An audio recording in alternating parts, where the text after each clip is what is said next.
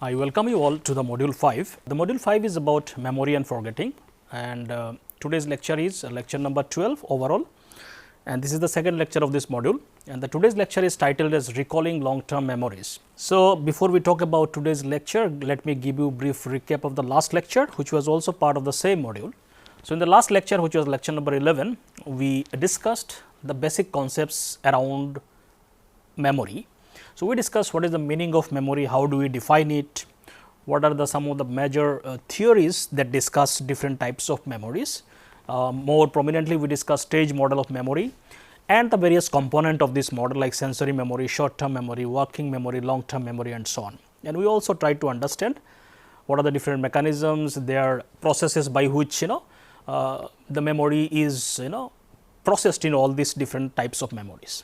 So, these are the things that we discussed in the last lecture. In today's lecture, we will talk about typically how do we access information from the long term memory. So, how do we recall from long term memory? We will talk about in this context the concept of retrieval cues, we will also talk about the levels of processing theory, flashbulb memories, constructive processes in memory, which is also connected to the concept of eyewitness memory, autobiographical memory and so on. So, these are some of the major concepts that we will talk about in today's lecture. So, let us start today's lecture. Now, as we have discussed in the last lecture, there are different types of memory, sensory memory, short term memory, long term memory, and how the information passes from sensory memory to short term memory to long term memory and so on. Now, once the information goes to long term memory, which is like information can be captured from minutes to almost permanently years and so on, and the almost infinite amount of information can be stored in long term memory.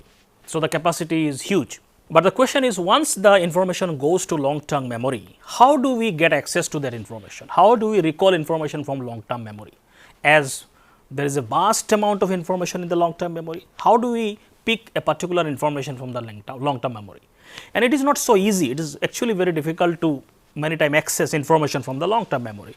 And that difficulty in accessing information from the long term memory is very one of the most popular concept by which we can discuss this difficulty is called tip of the tongue phenomena. What does that mean? Is that this phenomena occurs when a person is certain that they know specific information such as someone's name, but cannot immediately retrieve it from the long term memory. So, many times this is called tip of the tongue. The person is certain that he knows that information, for example, name of some person. Whenever you see a person, I know the name of this person, but you are not able to exactly recall what is that name, but that name is there in your brain, but at this moment you are not able to access it. So, this is called tip of the tongue phenomena. The information is there, but you cannot access it. This illustrates that many times it is not so easy to get access, even the information is it is stored in your brain, it is stored in your memory, long term memory, but you cannot access it. So, many times it is not so easy to access information from long term memory. So, this experience, tip of the tongue experience illustrates the difficulty of information retrieval from long term memory. So, it is not so easy. This recall of information from long term memory is not always perfect due to the vast amount of material stored, which includes vocabulary, facts, personal images and so on. As the information is very vast, it has all types of information in the long term memory from our childhood to whatever age we are in. We have kind of collected vast amount of information in our long term memory. Some information may be active, some information may be inactive and so on. So, since too many information is there, picking a particular information may not be easy.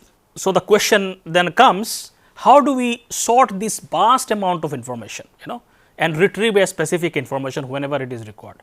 Out of all this information, how do you pick a particular information? Okay? What is the process of it? Which is not easy.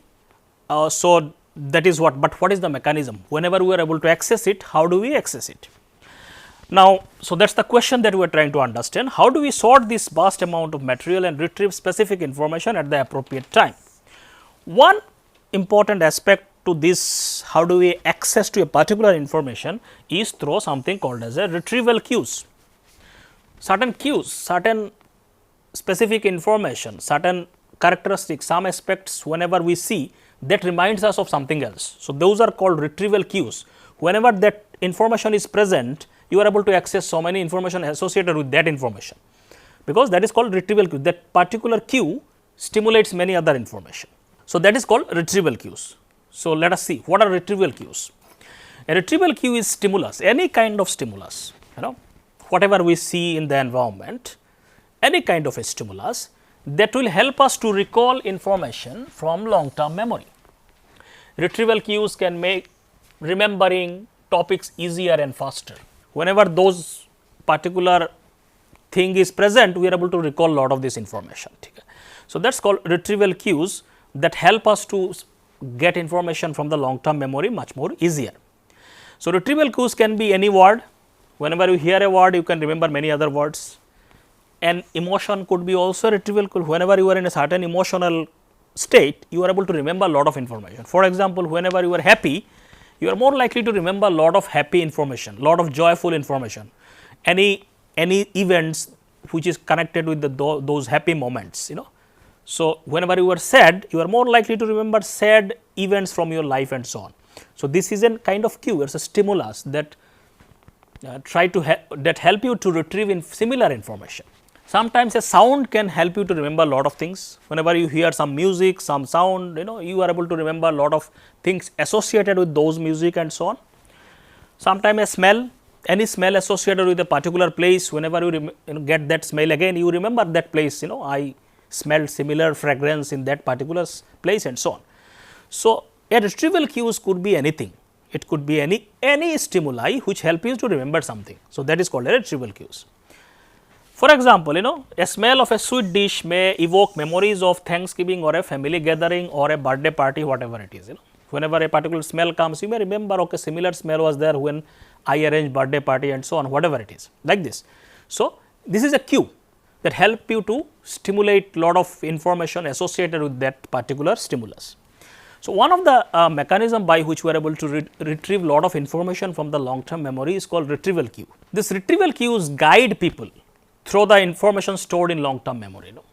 Since so much of information is there in your long term memory, but that particular cue will get to that specific information, because it is only connected to that information. So, that help you to go particular guide you to go to that particular information in the long term memory. In a very similar way, search engines such as Google guides people through the internet. It is very similar to like whenever you just put a keyword and the Google gives you all the relevant information associated with that keyword. It is very similar to that. A particular retrieval cue comes up and it guides you to that particular memory that is stored in your brain and so on. So, it is very similar to that process. So, retrieval cues are particularly important when we are making an effort to recall information as opposed to being recognize and stored information. Whenever we are able to remember something, we can remember something by something called as recalling something without any context. You just want to remember the name of someone. So, there is no cues available there. And recognize means there are 3-4 things are there, you have to pick one, that is called recognize something among many substances or many stimuli. Retrieval cue is more important when we recall information, because if there is a cue, then recalling information become much more easier. In case of recognizing an information out of 4 items, you have to pick one, that cue is already there. So, there the cues may not play that important role. So, what is recall versus recognition? Just to give you more comparison, it is shown here. So, recalling, what we do? We retrieve information from memory without any cues. So, like somebody asks you question, do you remember the name of XYZ?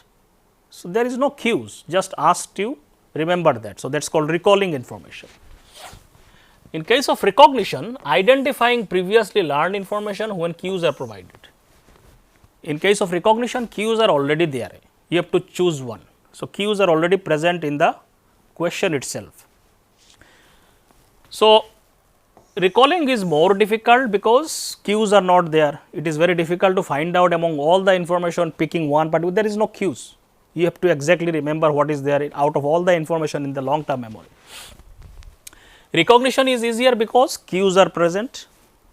What is the example of a recall? For example, when we have to do questions like fill in the blanks, writing an essay type answer from memory, remembering a friend's phone number and so on. These are examples of recalling information. There is no cues given. there is no specific information given, you have to recall all the information on your own, like fill in the blanks or write a long answer question. Only question is given, you have to remember all the facts around this question and write it. So, these are examples of recalling information. On the other hand, what is the example of a recognition? Multiple choice question, for example. So, what happens in multiple choice question? Cues are already present. One question and right answer is already given among the 3, let us say, false answer. So, there are cues are present, you have to just choose the right one. You do not have to remember everything around it. By looking at this option, you can pick one. Okay. So, that is an example of recognition of information. So, in case of recall, active search is very important. That is why it is more difficult. You have to actively search the information. In case of recognition, this is more of a passive kind of searching, where cues are already there, you have to match it. So, it is much more easier. So, recall is more difficult than recognition. Why? Because it involves multiple steps: searching memory, retrieving relevant information, evaluating its accuracy and so on. You have to do a lot of things, lot of hard work. Mental processing is much more complex here. The search continues until the correct information is found and so on. So, more processing is required in case of recalling an information. On the other hand, recognition is much more simpler, require fewer steps, as it involves only identifying previously learned information. You do not have to remember exact information, because information is there, you have to just recognize what is there. You do not have to remember exactly what is there, no? Because the cues are already present. So, this is much more simpler processing required. So, it is easier. Recall requires more complex processing, that is why it is much more difficult. So, this is one thing. So, we get access to lot of information from long term memory based on retrieval cues. So, whenever certain cues or stimulus are present, a word, a sound, a smell, whatever it is, we are able to remember a lot of things that are stored in the long term memory. So, this helps you to remember. So, this is one thing. Second thing, why sometimes we are able to remember something much more easily, and sometimes we are not able to remember a lot of information from long term memory. One of the concepts which can explain these differences, why some information we are able to recall, some information we are not able to recall. Apart from retrieval cues, another information, another important aspect to this is called levels of processing. To what level you have processed the information before storing it to long term memory, that will make it easier or difficult to remember. So, this is called as the levels of processing in theory, proposed by Craig and Lockhart in 1972. What is this theory? This theory, levels of processing theory, says that the effectiveness of memory recall depends on how information is initially perceived, processed and understood. So, how effectively you are able to remember something, it depends on when you initially stored this information, how did you store this information? How did you perceive it? How did you process it, properly understood it, properly thought around it? Have you understood the concepts before remembering and so on? So, what levels of processing you have done to an information, that will determine whether you are able to remember it easily or not. So, that is called levels of processing theory. Now, this theory says deeper mental analysis or deeper processing of information or a new material at the time of learning, whenever you learn something, enhances later recall. So, deeper the processing you do, like you try to understand concept from different angles, like the more you process it, the more likely you are going to recall it better. When you learn something, what is the levels of processing you have done to that information? That is a key factor whether you are able to remember it or not. In essence, the greater the depth and intensity of initial processing, so deeper processing you do, the more intense processing you do whenever you are learning something, the more likely the information will be remembered. So, that is the concept of levels of processing theory. The levels of processing theory explains that when we pay little attention to an incoming information, minimal mental processing occurs, leading to rapid forgetting. So, let us say whenever you are learning something, you look at a concept and you do not pay much attention to it. you pay only very little attention, very cursory you look at it and you do not process it properly, then you are more likely to forget it easily. You are not able to, you will not be able to recall it whenever, let us say after some time, because you have not processed it properly. In contrast, information that receives greater attention undergoes deeper processing and therefore more likely to be remembered. On the other hand, if you pay more attention, process it, conceptualize it, understand it, then it is more likely to be remembered. Okay. So, that is one of the another key factors which determines whether you are able to remember something from long term memory or not. So, this theory says there are 3 levels of processing that we can do to any information whenever we learn it. First is called shallow processing. So, the shallow processing, as the name suggests, it is very superficial kind of processing. So, information is analyzed only by its physical or sensory features, such as noticing the shapes of letter in a word. Okay. So, shallow processing means you do not even try to process it properly, do not try to understand the concepts and so on. You see an object or a stimulus or any learning material and you just sensorily you process it. Like you just see whether what is the shape of letters and so on, like this. You do not pay beyond that any attention beyond that and so on. So, that is a very shallow level of processing. So, this is first level of processing. Second is called intermediate processing. So, that means little deeper than the shallow processing. Here information is translated into meaningful units like recognizing letter as a part of word and associating them with phonetic sound. So, you process a little bit more and you also include phonetic aspects of it, not only visual aspect of information, you process it how it sounds and acoustic features of the information is also included. So, little bit more deeper processing happens. Then the third level of processing that happens, which is deepest, is called deeper processing, deep processing. What happens here? Here information is analyzed from meaning and connected to broader knowledge networks. Here you process it at the meaning level. Let us say you are learning something, you try to understand what is the meaning of it and then you relate this concept with some other concept that you know. For example, thinking of a dog not just as an animal, but in relation to cats, mammals and owns pet. So, you connect the concept of dog with other concept that you know or other animals that are similar to you. You compare, contrast and see the differences of dog with a cat or whether it comes under mammals and so on. Like this you process it at the different levels of meanings. So, that is called deeper processing. So, the idea is deeper the processing, more easy to remember, because you have stored it much more strongly in your brain or in your memory system. So, thus the deeper the level of initial processes, the stronger and long lasting the memory. Okay. So, if you when you learn something, if you process is here, it is going to be long lasting. Okay. On the other hand, if you do shallow processing, it is going to be very short term kind of or even if it goes to long term memory, it will be of very short duration. You will be able to remember it for a very short duration of time. So, just to show it diagrammatically. So, at the shallow level of processing, it is mostly you look at the structural and visual aspect of whatever you learn. So, if you see an object, you just see how it looks and so on, that is it. So, it is just visual perception and so on, you just look at it from the structural points of view.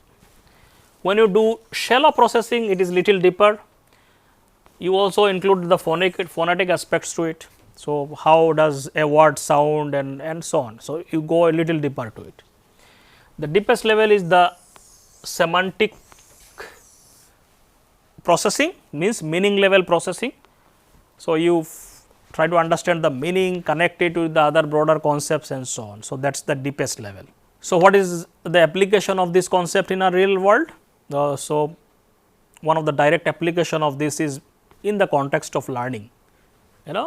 When you learn a thing, whether you are able to remember it or not depends on what is the level of processing you are doing. Okay? This theory has important practical implication for learning and memory. Whenever we learn anything, what is the level of processing that you are doing will determine whether you are able to remember it for long term or not. Okay. So, the degree which information is initially processed determines how well it is recalled later. That is the basic idea, and it is applicable to all kinds of learning that we do in our life, and particularly for the student it has lot of application. Rote memorization, a lot of people just memorize something without understanding.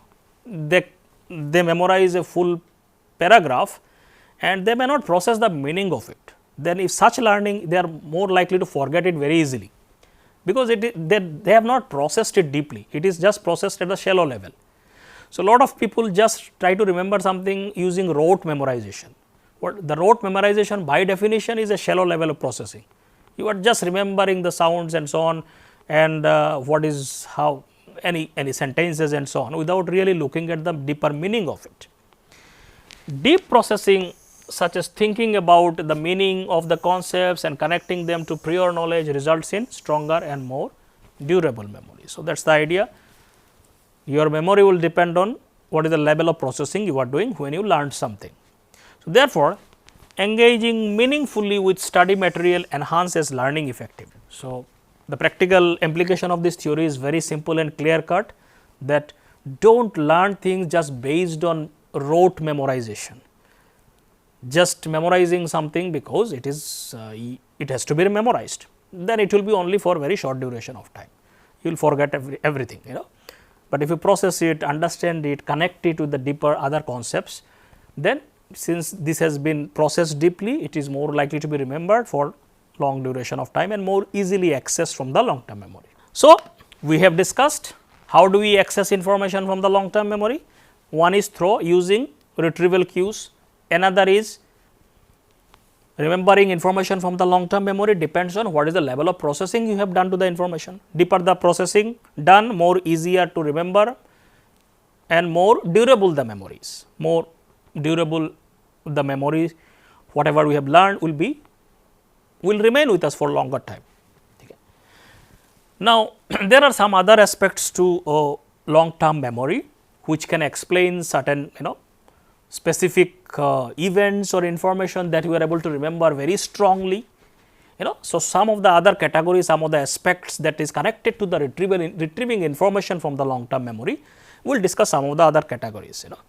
So, one is called flash bulb memory. So, this is a particular type of memory which is connected to the long term memory only, and how it is related to accessing information from the long term memory. Let us see. Now, flash bulb memories refers to highly detailed and vivid recollection of significant emotional and surprising events. Many times we are able to remember some events or some information from our life or whatever we observe around us, they are recalled very vividly, very clearly we are able to remember them with the detailed information and so on. Particularly any information or event which are very emotional or surprising, which kind of hits you, or something very significant in your life, or whatever you see around is not just about your life, it could be anything that you observe. Okay. So, such memories which are very vivid, clearly detailed way you can recollect what has happened even after very long time, such memories are called flash bulb memories. For instance, many people vividly remember where they were and what they were doing upon hearing about the September 11, 2001 terrorist attack, for example. Now, this is an event that kind of shocks whole world, and it has a very strong emotional element to this event, because people are shocked around the world because of the September 11 terrorist attack that happened in USA, and whoever could witness that event, they could remember every details of it, at least lot of things around it, or where were they, what were they doing, they still remember after many decades of particular event. So, similarly, lot of event that happens which is a lot of emotional content, lot of significant or surprising content in it, like any information that hits you. So, those kind of informations are more vividly remembered for long time, and they are called as flash bulb memories. Such memories stand out from other information because they are associated with strong emotional arousal and easily recalled, often with great clarity and imagery. Because of their emotional content to it, they are more strongly remembered, more vividly remembered, and they are remembered for a very long time, because they are stored very deeply in our memory system. So, they are called flashbulb memories. Common examples includes, for example, for college going students, it may include memory. For any people, some of the examples could be, memory of car accident, meeting a roommate for the first time, high school graduating night, and so on. These are vividly remembered because these are very significant events, sometimes happens in one's life, and people generally remember the details of such events.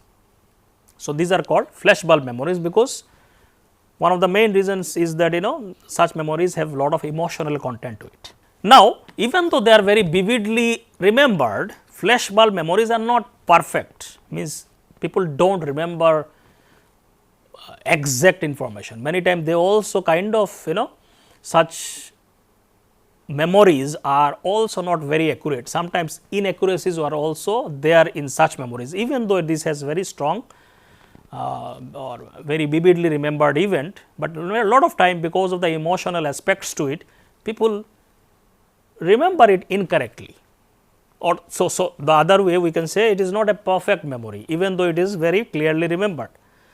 So, what happens, lot of research shows in the context of flashbulb memories, people capture only central details like locations and reactions and so on. Central aspects around the information is very clearly remembered, but they omit peripheral ones, things around the center, what is central concepts of that event, whatever is peripheral, people generally omit it, they do not remember them, or they simply make up or something which is not accurate. This shows that while such memories feel vivid and accurate, but the person can be very vividly remember a lot of the central details, but still there can be inaccuracies. They are still subject to normal memory limitations. So, they are not perfect or like 100% exactly remembered. For example, many people who remembered September 11 attack believe they saw footage of both planes hitting the towers, but television coverage on the day only showed the second plane attacking the tower, but people reported they seen both the planes, but that footage for the first plane was aired in the next morning, but they kind of reported that they have seen both the planes attacking, but the first plane hitting the tower was shown the next day. So, many times because of the emotional aspect, they kind of sometimes mix up and exaggerate things because of the emotional aspects to it. So, it is possible, even though flashbulb memories are very strongly and vividly remembered, lot of things sometimes inaccuracies can be there in the context of flashbulb memory. So, they are also not perfect all the time. So, this kind of shows a distinctive principles in the context of memory is that distinctive or personally significant events are easier to remember or recall, though not necessarily remembered accurately. Whatever events that we see or that happens in our life which are distinctively personally significant or emotional content around it, they are easy to remember, they are recalled much easier way, we can recall them, but they are not necessarily all the time remembered accurately. The more unique and personally relevant an event, the higher likelihood of later recall and remembering. You are less likely to forget them. So, even for memorable events, source amnesia can occur where a person remembers the information, but cannot recall where it was learned. For example, recognizing someone, but forgetting where you met them. So, this is called source amnesia, that can also happen. You can recall an information, but you forget from where you have captured those information, like recognizing a person, but you do not recognize where you met them for the first time and so on like that. So, that is called source amnesia can also occur. Also, motivation and expectation influence memory, that is, these are also very important concepts that also influence how you remember something. When people know they will need to recall something later, they pay more attention, enhancing retention. Okay. Whenever you think an information is more important or you need to remember them, for example, when you learn something for examination, you pay more attention because you have to remember them in examination and so on. So, motivation is stronger. So, you are more likely to remember them. So, conversely, if they do not expect the need to information, memory could be weaker, then motivation is less. If they think this information is not, I need not remember them later, not a specific necessary is there. So, motivation will be less, they are less likely to remember them and so on. So, that is called flashbulb memory. So, which also shows some of the important aspects of how we access information from long term memory. Sometimes some information, because of the emotional content in it or surprising element in it, or because it is personally significant, we are more likely to remember them vividly and most in a much more detailed way. So, that is called flashbulb memory, but there also we can make many errors and so on. So, that is called flashbulb memory. Connected to making errors while retrieving an information from long term memory, there is a concept called as a constructive process in memory. So, memory, whenever we remember something, it is not always an exact thing that we have seen. Many times we construct things around them. So, that is called constructive processes in memory. So, while we can form vivid and detailed memories of significant events in the context of flashbulb memory, their accuracies is often uncertain, as we already discussed. Research indicates that memory is constructive, means we construct something, add something, delete something based on whatever we feel. When we recall an event, the memory is shaped not only by the original experience, but also by the meanings, inferences and interpretations we attach to it. So, whatever we remember, many times it is not an exact thing that we have seen. We add something based on our beliefs, based on our expectations, based on our interpretation. We add something, we delete something and then we present something. Okay. So, things may change, so many things can change from what we have actually seen. So, that is called constructive processes in memory. So, whatever information we recall from long term memory, there can be a lot of constructive processes in that. In other words, retrieval involves both direct past experience and our current understanding and assumptions. So, whatever past experience is there, we then add something to it or maybe delete something based on our current understanding, and whatever assumptions and belief we have, we make something out of it and then we present it. So, it may not be exactly what you have seen, some kind of changes will happen. So, that is called constructive processes in memory. So, memory, particularly whatever we recall from the long term memory, is not a perfect recording of past event. It is not like camera that it exactly captures what is there. It is not a perfect recording of the past event. Instead, it is a reconstructive process. When information is retrieved from long term memory into working memory, it is rebuilt by combining stored bits with current context.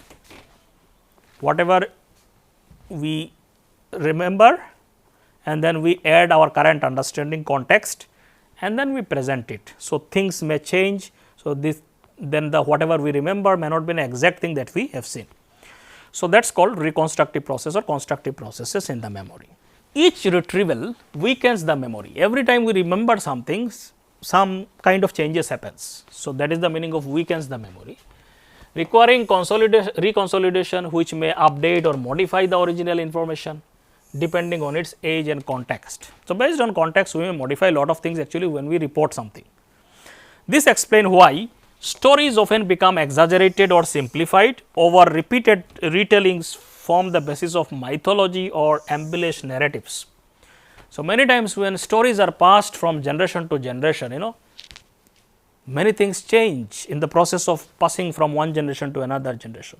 People add something, delete something based on their own current understanding. So, there is an original story, you tell it to someone else, then this person tells it to someone else, then this chain of passage happens from one person to another person, from generation to generation. Many things change in the stories because people change based on their understanding and assumptions. Original story may be something else, and whenever it comes after many generations, lot of things change, especially the oral traditions. So, people exaggerate things, sometimes simplify it and so on. So, based on that, lot of reconstructive things happen, especially when we remember something from the long term memory. Now, Frederick Bartlett in 1932, he was the first psychologist who described these constructive or reconstructive processes in the memory. He was the first person, first psychologist. He proposed that recall is rarely an exact production of past experiences. Generally, it never happens exactly remembering what you have seen or what you have stored in brain. It does not exactly retrieved when we try to remember them. Rather, it is a reconstruction that is adapted to the current situation. We reconstruct it, present it based on current understanding. Okay. So, something will change. He argued that people recall information using schemas. Schemas basically organizing framework of knowledge stored in the memory that influence how new information is interpreted, encoded and retrievable. So, certain mental framework we have, certain understanding which is influenced by belief system, assumptions about the world, about future, about ourselves, whatever it is. So, we have an organizing framework in our mind by which we explain things, we interpret things, those are called schemas, and memories are also influenced by those schemas. You have seen something, but when you try to report it, you will fit them into your schemas. So, that is called, that is one of the mechanism by which this reconstruction and or constructive processes happens in the memory. Because memory relies on schemas, recollections are often reconstructions rather than exact reproductions of past experience. Whatever we report, you report it based on your schemas, your mental frameworks. So, if something you have seen, you will try to fit it in your present mental frameworks. If something does not fit, you will delete it or you will exaggerate something else. So, that is what happens in the reconstruction process. These schemas reflect not only actual information encountered, but also one's understanding, situation, expectations, awareness of others' motivation and so on. So many factors can influence those informations. So, Bartlett did a very classic study to show how this reconstruction process happens in the memory. So, this Frederick Bartlett conducted a very famous memory study. What he did? So, participants read a bizarre folk tale, some kind of stories participant, they read it. So, a story was participant read a story which was bizarre, like there can be many bizarre things happening in that story. So, exact details are not reported here. So, they read a story, all the participants, and then later after reading that story, they were asked to recall the story after few days, not immediately, after few days. So, that how they recall from the long term memory that the Bartlett was interested. What he found is that participants' recollections were, what happens when they read a story, when they recollected that story after 2-3 days, they shortened the story, simplified the story, missed many details, but they just reported the gist of the story, central gist. That is what they reported, and they missed many details, simplified it, shortened it and so on. So, whatever story they reported was not exact story that they read, they kind of made it more simplified, shortened and so on, and most of the details were missed in the reported story. This demonstrated that participants used inferences and existing knowledge and the schemas, and they interpreted the story. Encoding and recall illustrate the constructive nature of memory. Another interesting story experiment was done which shows how memory is reconstructive in nature. Alport and Postman in 1958 they did a study. What was the study? One of the earliest demonstration of these schemas came from this classic study of Alport and Postman using a procedure similar to game telephone. What was the process of this experiment? Participant viewed a drawing of people on a subway, including a white man holding a razor, and were asked to describe it to another person who then passed it to someone else. So, that was the process of methodology of doing that experiment. So, a photograph was shown to the participants, that was a drawing on a subway. There was a white man holding a razor, some sword like thing. The person was a white man. These participants, they were asked to describe it to another person who has not, whatever they have seen. So, like this, and that person is again asked to pass it to another, describe it to another person. So, like this chain of passing from one person to another person. So, that was the process that they followed. One person seen a drawing and they are supposed to describe that drawing to another person, then that person will describe it to the next person, then next person will describe it to another person, and so on, like this. So, there is a chain of communication happened. By the final report, what the researcher found, many participants misremembered the image as an African American holding a knife. So, drawing was a white man holding a razor. Once it is passed from one person to another person, at the final person, so that was done for many participants. So, in most of the final person, when this chain of communication happened to the last person, the last person misremembered so many aspects of this image. For example, white person suddenly became an African American, like probably the black person, and holding a knife, reflecting that they had a pre-existing schema or mental framework which associated African people with violence and knife and so on. Okay. So, they misremembered. The photograph had white person, but the stories, once it is passed from one person to another person, it became from white to an African American person, because people interpreted it based on their existing mental framework. This study very clearly illustrates how expectations, knowledge, prejudice can distort memory. You remember, you have many expectations, many belief system, and everything can distort what you remember. So, it is not an exact replica of what you see. Many times whatever we remember can have many errors in it. That is the concept of constructive process in memory or reconstructive processes in memory. People reconstruct things. Now, these constructive processes in memory can be more clearly explained using two more categories of concepts. One is called as eyewitness memory, another is called as an autobiographical memory. These two types of memories, a special type of memories in a specific context, also are full of these constructive processes or reconstructive aspects of memory. So, let us look into these two concepts to understand the constructive processes in memory. The first one is eyewitness memory. What is eyewitness memory? Eyewitness testimony, basically whenever you witness something and then you report it. Particularly, these are central evidence in the court of law. So, whenever any crime happens or anything happens in the court, whenever some cases goes, people always asked whether such thing happened to witnesses, people who have seen the events on first hand basis. So, they are asked to report or give evidence to it or not. So, that is very common thing in the court of law, where eyewitness testimony is used as an evidence.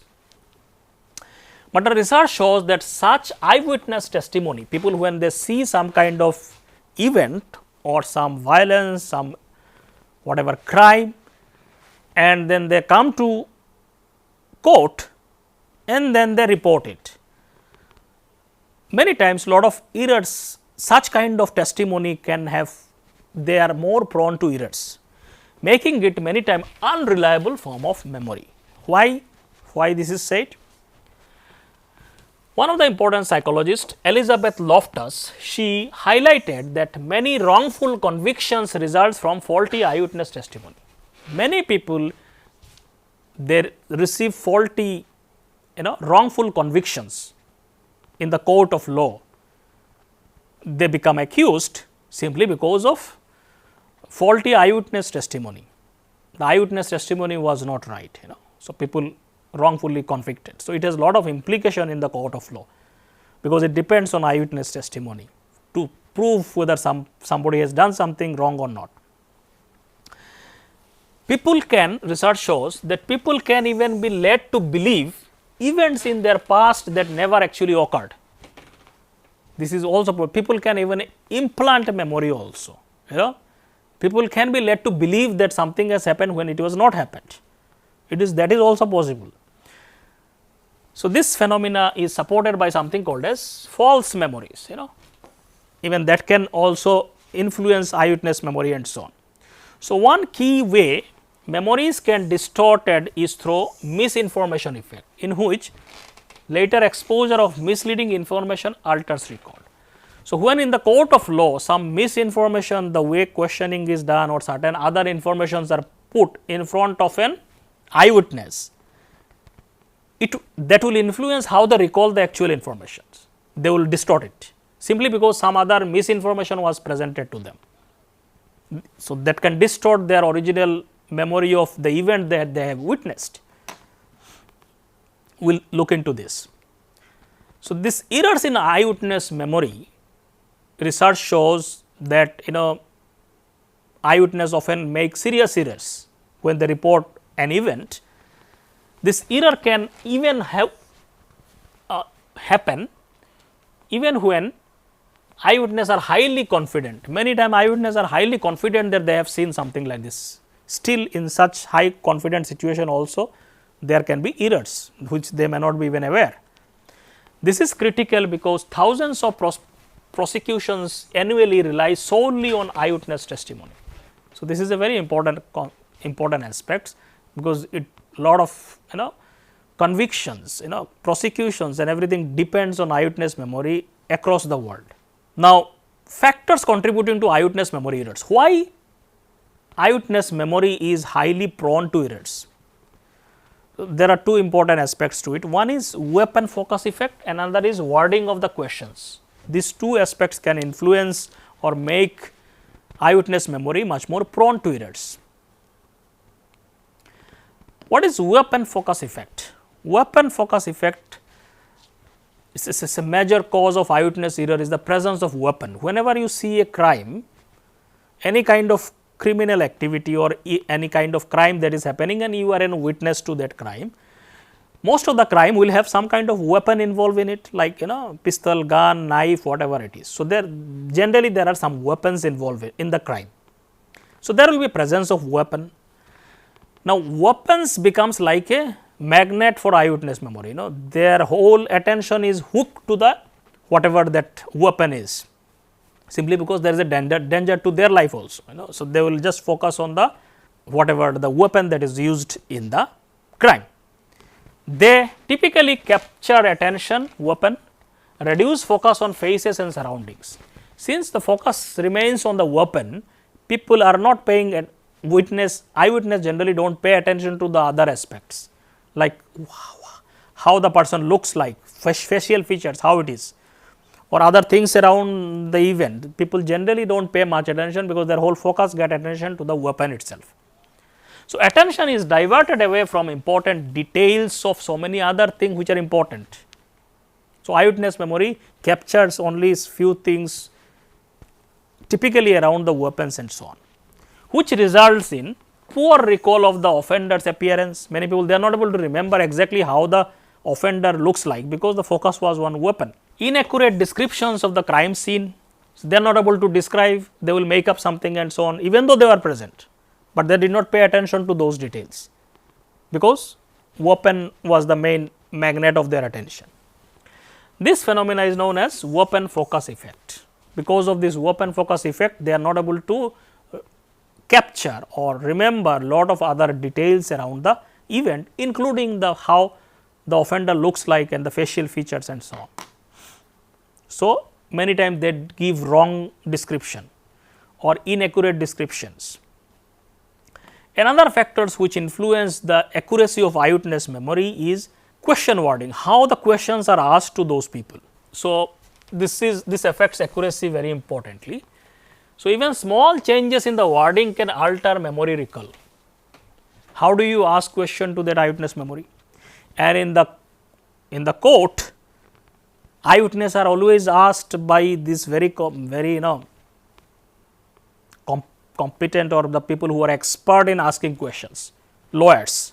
They know how to manipulate information and ask questions, different types of questions to manipulate how the eyewitness reports something. They are very expert in that, you know. So, but research shows even small changes in wording, how the question is asked to a person, can alter how people report or recall something. It can change. If you ask a question in one way and ask the same question in another way, probably the report will be different, and that leads to a lot of errors in reporting. Experiment demonstrates that subtle differences in phrasing can alter memory recall. How? What is the proof of that? Let us see one experiment.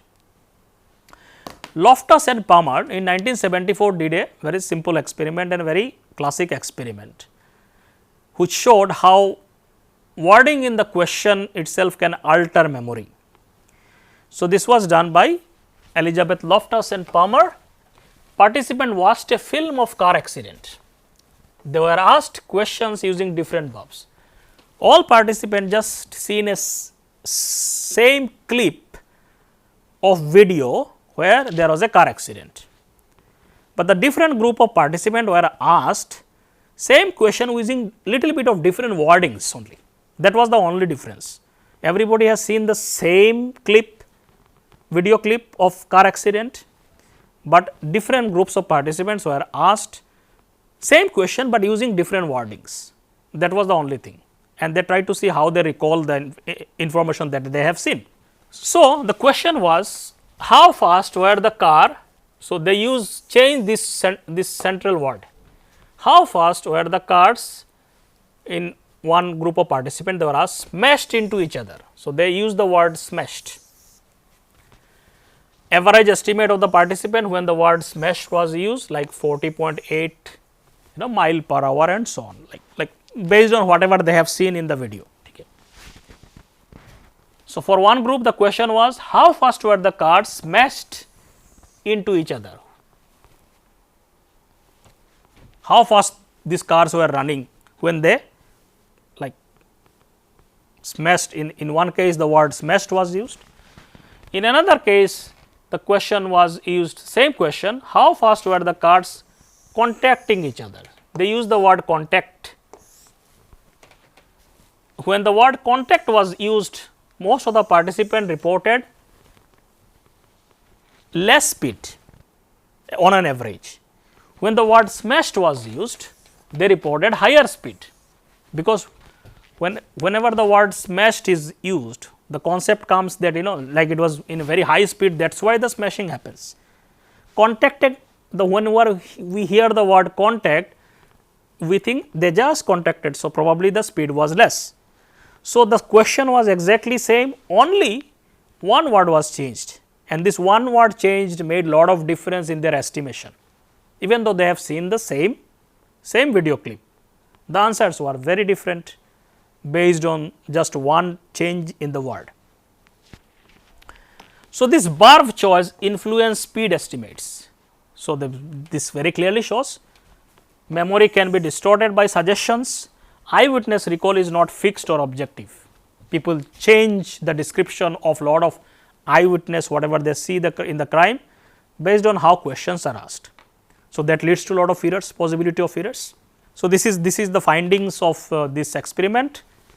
When the different words were used, when smashed was used, so that was somewhere more than 40 was estimated speed. Collided with, they used, in another case bumped into, in another case hit was used, in another case contact. So, when they use the word contacted, then the least amount of speed was reported by the participant. Same question, only one word was changed. In one case it was smashed, one other was collided, another was bumped into, another was hit. For another participant it was, for other participant, contacted. So, how the word was used, the report completely changed, or it changed.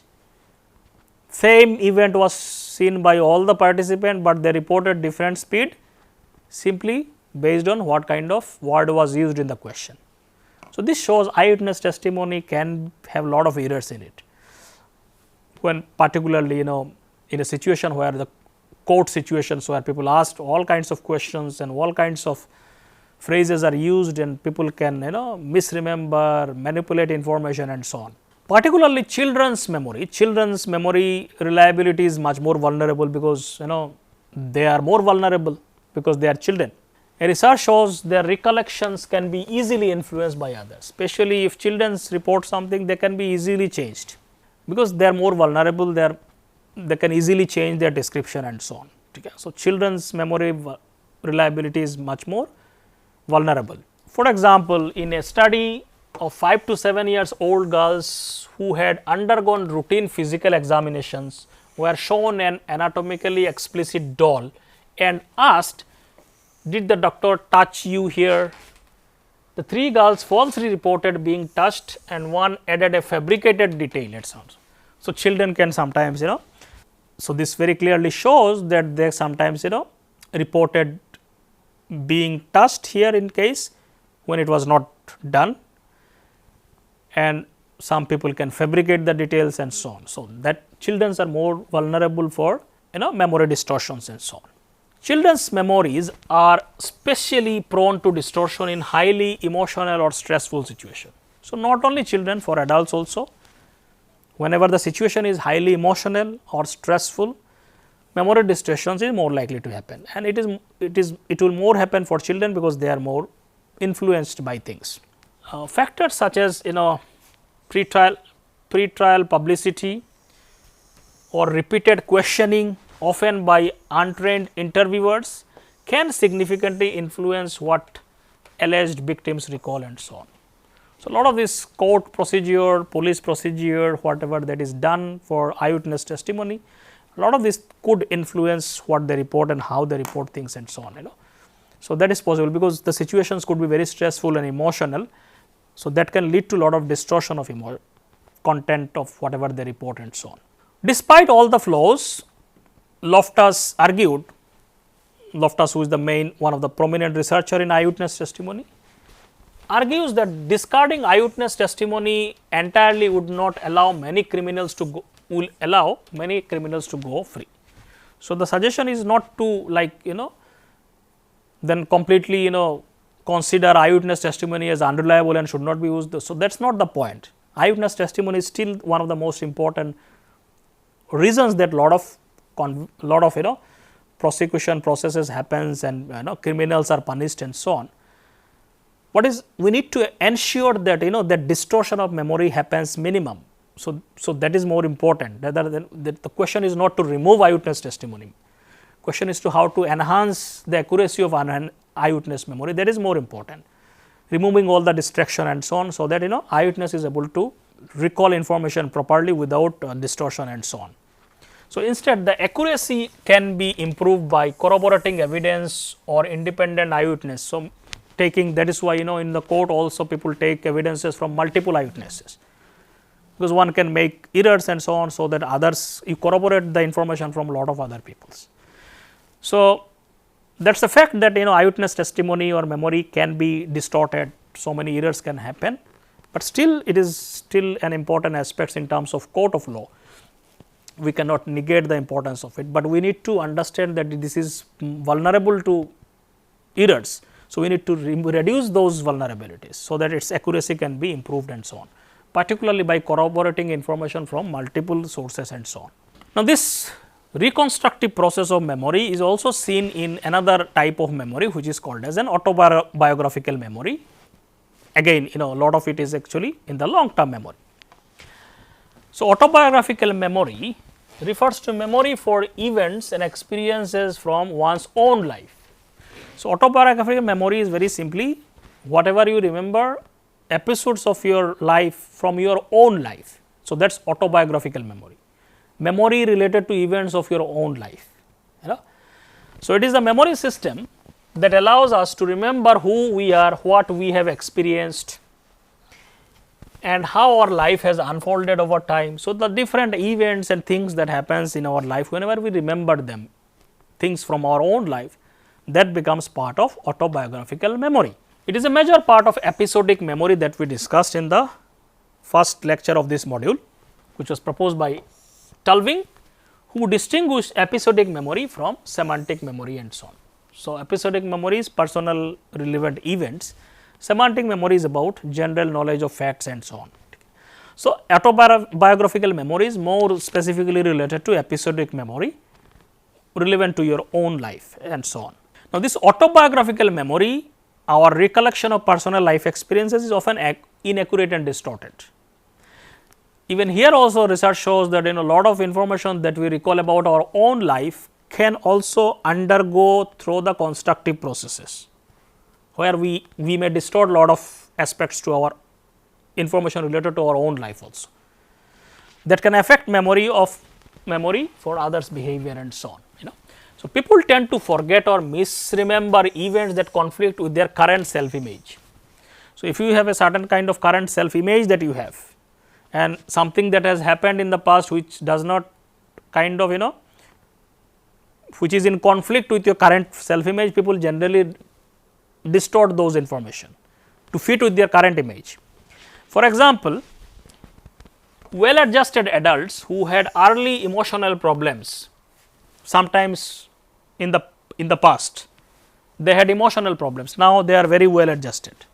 When they remember such events in their past, often forget about those troubling childhood experiences, such as time spent in foster care or something like that, which does not fit with their current image. People kind of misremember, or they are not able to kind of properly report or accurately report those information, because it does not fit with their current image. College students commonly misremember poor grades, but recall good grades more accurately, simply does not fit with their current image whatever it is. Similarly, 48-year-olds asked to recall answer from a high school questionnaire performed no better than chance, with only 23% accurately remembering their favorite pastime and so on. So, when people in the midlife, they are asked about their high school related events, a lot of inaccuracies happened,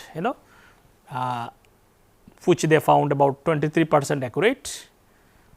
It is almost same as no better than chance and so on. Like it simply shows that people are, when they remember things about their own life from their childhood, from whatever college days and so on, a lot of information are, the people tend to misremember them, not very accurate descriptions.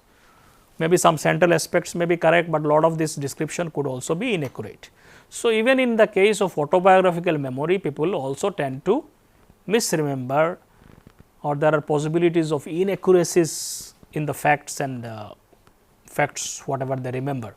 Certain life periods are remembered better than others, so there can be some differences also.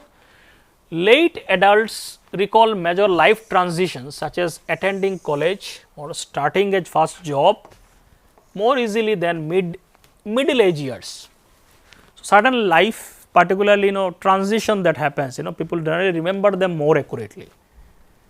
So, whenever you go first time to the college or start a first job, those transition people generally remember more. Then for example, just middle age, what happened in the middle age of your life and so on like that. So there again certain significant events in life are remember much better than, let us say, in a general information that happens. So, these are some things about how long term, the different aspects of long term memory, and why sometimes it is not so easy to recall information from the long term memory. Because of the vast amount of information, it is not so easy to recall exact information from the long term memory. And we have also seen, when we recall information from the long term memory, it is not always accurate. So, a lot of inaccuracies and the errors can happen when we recall information from the long term memory, which makes it more of a constructive process, that people add, delete lot of information when they recall information from the long term memory. So, these are some of the things about recalling information from the long term memory. We will have one more lecture on the memory, that will be the last lecture of this module. So, with this I stop here. Thank you.